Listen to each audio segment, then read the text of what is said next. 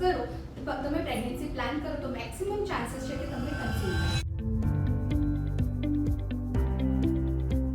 અગર તમે pregnancy plan કરતા હો તો આ વિડીયો તમારા માટે જ છે. આજે આપણે વાત કરીશું ઓવ્યુલેશન. ઓવ્યુલેશન એટલે કે સ્ત્રીબીજ છૂટું પડવાની પ્રક્રિયા, જે દરમિયાન અગર તમે ઇન્ટરકોર્સ કરો, તમે પ્રેગ્નન્સી પ્લાન કરો તો મેક્સિમમ ચાન્સીસ છે કે તમને કન્સીવ થાય. તો આપણને કઈ રીતે ખબર પડશે કે ઓવ્યુલેશન થયું છે કે નથી થયું? First is basal body temperature, એટલે કે તમારા શરીરનું તાપમાન 1 ફેરનહીટ જેટલું વધતું હોય છે જ્યારે ઓવ્યુલેશન થતું હોય ત્યારે. બીકોઝ ઓવ્યુલેશન ટાઈમ પર પ્રોજેસ્ટેરોન હોર્મોન રિલીઝ થાય છે અને જેના કારણે શરીરનું તાપમાન વધતું હોય છે. સેકન્ડ ઇઝ સર્વાઇકલ મ્યુકસ, એટલે કે વજાઇનામાં અમુક ડિસ્ચાર્જ થાય છે જે ટ્રાન્સપરન્ટ હોય છે, સ્ટ્રેચી હોય છે, જેના દ્વારા આપણને ખબર પડે છે કે આ ઓવ્યુલેશનનો ટાઈમ થયો છે.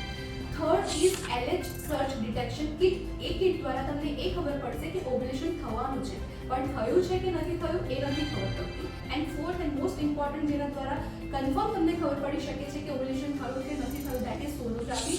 ફોલિક્યુલર સ્ટડીની સોનોગ્રાફી આવે છે, જેના દ્વારા તમને ખબર પડશે કે તમારું ઓવ્યુલેશન થયું છે. યુઝ્યુઅલી તેમાં 3 થી 4 વાર તમારે સોનોગ્રાફી કરવા માટે જવું પડે છે, બટ તેના દ્વારા તમને કન્ફર્મ ખબર પડી જાય છે અને તમે પ્રેગ્નન્સી